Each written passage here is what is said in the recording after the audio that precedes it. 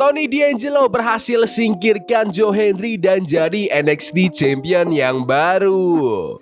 Lola Vice juga berhasil menjadi juara NXT Women's yang baru. Johnny Gargano gagal rebut gelar dari Miles Bourne. Dan masih banyak lagi. Selamat datang di NXtra, di mana kita akan nge-recap dan nge-review acara premium WWE NXT Stand and Deliver tahun 2026.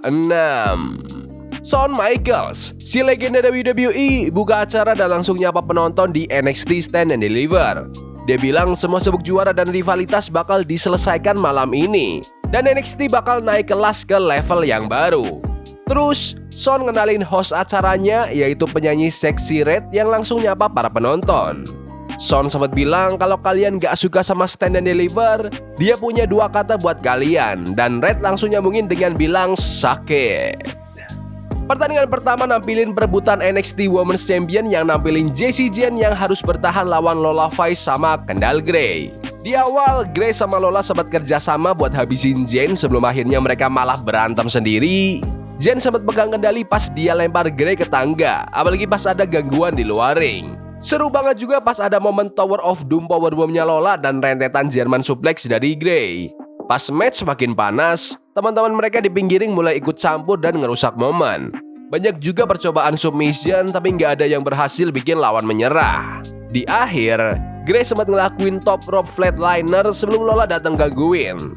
Jen sebenarnya udah kasih rolling encore ke Gray, tapi Lola langsung sikat Jen pakai backfist untuk memenangkan pertandingan.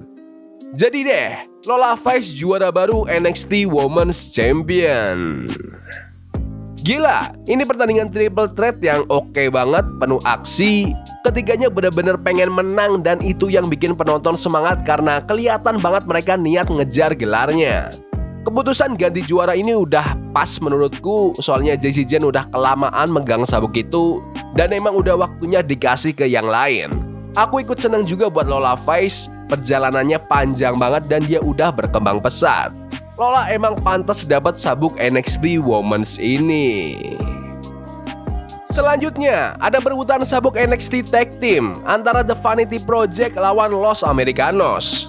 Los Americanos sempat mendominasi di awal lewat moonsault dan kombinasi tim, tapi sang juara nggak tinggal diam. Mereka balas pakai kombinasi spinebuster sama dropkick. Ada momen keren kayak sunset flip powerbomb dari sudut ring sama top rope press barengan dari Los Americanos. Menjelang akhir, campur tangan dari luar mulai terasa lagi karena teman-teman kedua tim ikutan ribut. Di detik-detik terakhir, ada gangguan yang bikin Jackson Drake bisa pukul Bravo pas wasit gak lihat. The Vanity Project langsung hajar pakai reverse DDT dan double foot stomp untuk memenangkan pertandingan dan pertahankan gelar mereka. Pertandingan tag team yang solid banget buat kasih kemenangan ke The Vanity Project. Meskipun aku suka banget sama Los Americanos, aku emang gak nyangka bakal ada pergantian juara di sini. Soalnya TVP baru aja menangin sabuk itu belum lama. Kayaknya mereka bakal pegang gelar ini beberapa bulan ke depan. Soalnya Balor sama Smoke sini mainnya kayak udah veteran aja, padahal mereka tuh masih muda. Keren sih. Lanjut ke pertandingan antara Zarya sama Sol Ruka yang dimulai ngegas banget. Soalnya Sol langsung nyerang bahkan sebelum bel bunyi. Zarya manfaatin badannya yang kuat di awal, dia banting Sol ke tangga dan ngontrol tempo pakai jurus-jurus tenaga. Tapi Sol balas lewat hurricanrana dari atas ring sama missile dropkick. Aksi mereka geser sampai keluar ring dan ke area rem. Di situ Sol ngelakuin Soul Snatcher langsung di atas permukaan besi. Keduanya sempat saling tukar jurus pamungkas. Sol bisa kick out dari F5 dan Zarya juga kick out dari Soul Snatcher. Di endingnya, Sol berhasil lawan balik Zarya di pojok ring, kasih X Factor, terus disambung pakai Soul Snatcher ketiga kalinya untuk memenangkan pertandingan. Pertandingan dendam yang seru antara mantan sahabat, masing-masing bisa tahan sama jurus pamungkas lawan. Makanya Sol Ruka harus sampai 3 kali ngeluarin Soul Snatcher buat numbangin Zarya. Karena susah banget dikalahin, ini bikin sosok Zarya kelihatan tangguh banget. Aku ngerasa bakal ada tanding ulang pakai aturan khusus nantinya dan mungkin Zarya yang bakal menang. Lanjut ke pertandingan NXT North American Championship. Miles Bourne harus lawan Johnny Gargano yang ditemenin sama Candice LeRae. Miles kuasai awal pertandingan pakai serangan tenaga, sementara Gargano balas pakai pukulan, serangan udara sama Sunset Bomb. Berantemnya pindah-pindah dari ring sampai keluar ring. Di akhir match, Miles sempat kunci pakai Boston Crab tapi dibalas Gargano pakai Gargano Escape. Candy sempat curang pas wasit gak lihat yang bikin Gargano nyoba buat roll up.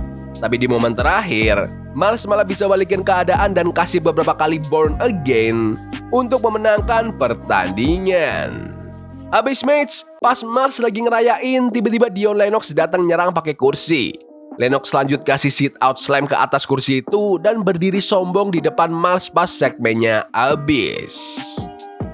Pertandingan yang mantep, kita lihat legenda NXT kayak Johnny Gargano ngalah buat ngangkat nama anak muda kayak Miles Bourne. Ini nunjukin kalau Miles itu masa depannya NXT. Seru juga lihat Johnny takeover balik lagi di match tunggal yang gede kayak gini, hampir aja dia menang. Tapi menurutku Miles emang harus menang sih demi masa depan dan ngalahin Gargano bikin dia makin diakui. Biarpun endingnya agak gimana gitu tapi udah pas lah. Sekarang tinggal nunggu perseteruan Miles sama Dion Lennox buat gelar ini. Masuk ke NXT Women's North American Championship, Tatum Paxley tanding lawan Black Monroe. Monroe sempat pegang kendali di awal yang nyerang bahu Tatum yang lagi cedera, bahkan sempat ngekunci pakai crossface. Tatum balas lewat suplex dan pukulan, bikin kedua pemain hampir menang berkali-kali. Pertarungan pindah keluar ring pas Monroe ngelakuin sunset flip powerbomb di lantai. Pas balik ke ring, Monroe nyopot bantalan sudut ring dan bahkan pakai sabuk kejuaraan buat mukul lawan. Lanjut hajar Death Valley Driver. Tatum sempat ditubrukin ke besi pojok ring yang kebuka sebelum kena Glamour Shot DDT dari Monroe. Tapi di momen terakhir, Tatum bangkit dan ngeluarin Cemetery Drive Flipping Slam untuk memenangkan pertandingan. Pertandingan yang kompetitif dari dua bintang yang chemistry-nya dapat banget, banyak jurus gede yang dikeluarin juga. Tatum Paxley menang sih udah ketebak ya, soalnya dia baru aja dapat sabuk itu. Gak ada alasan buat dia kalah sekarang. Waktunya main event. Fatal 4-way buat gelar NXT Championship antara Joe Hendry, Ricky Sainz, Ethan Page sama Tony D'Angelo. Di awal sempat ada aliansi sementara antara Ethan sama Sainz, tapi langsung dilawan sama Hendry dan Tony D. Ada momen keren pas mereka lakuin kombinasi superplex sama top rope splash. Lama-lama aksinya makin liar sampai keluarin pakai senjata kayak kursi sama tangga. Banyak momen keras di dekat meja komentator. Masing-masing keluarin jurus andalan, tapi setiap ada yang mau pin, pasti digagalin terus. Di akhir, Tony D berhasil ngehindar dari standing ovation-nya Hendry. Terus dia kasih spear lanjut ke Death to Rights Lifting Spinebuster untuk memenangkan pertandingan dan jadi juara baru NXT. Abis itu, Tony D'Angelo ngerayain di ring, pose sama sabuknya pas acara Stand and Deliver tahun ini berakhir. Aku suka sama pertandingan ini dan beneran seneng buat Tony D'Angelo yang akhirnya jadi juara NXT buat pertama kalinya. Endingnya keren banget, emang gitu cara yang pas buat bikin karakter babyface kayak Tony D menang. Sebenarnya kalau dia menang ngepin Ethan Page atau Ricky Sainz juga oke, tapi bakal lebih berasa efeknya kalau dia ngalahin si pemegang sabuknya langsung. Dinamika antara Ethan sama Sainz juga asik, dari temenan jadi musuhan, seru banget lihat acting mereka.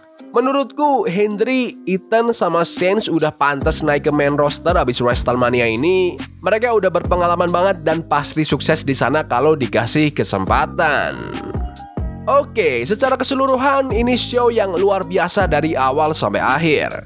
Dari 6 match di acara premium ini, gak ada yang jelek dan semuanya dapat durasi 13-17 menit. Jadi waktunya cukup banget. Sisanya tinggal gimana bintangnya main dan menurutku mereka semua tampil maksimal. Emang sih ada beberapa match yang ketebak hasilnya, tapi aku suka karena ada juga hasil yang gak diduga-duga. Intinya brand NXT sekarang lagi di posisi yang oke banget squadnya, meskipun kemarin banyak yang ditarik ke main roster. Bakal ada yang cabut lagi nggak nih habis WrestleMania? Mungkin aja, tapi NXT bakal tetap aman-aman aja kayak biasanya. Tapi menurut kalian gimana NXT Stand and Deliver tahun ini?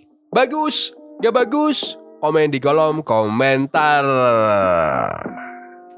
Ya udah gitu aja video hari ini. Jangan lupa like dan subscribe ke channel ini karena gue pengen 20.000 subscribers di bulan ini. Tolong bantu.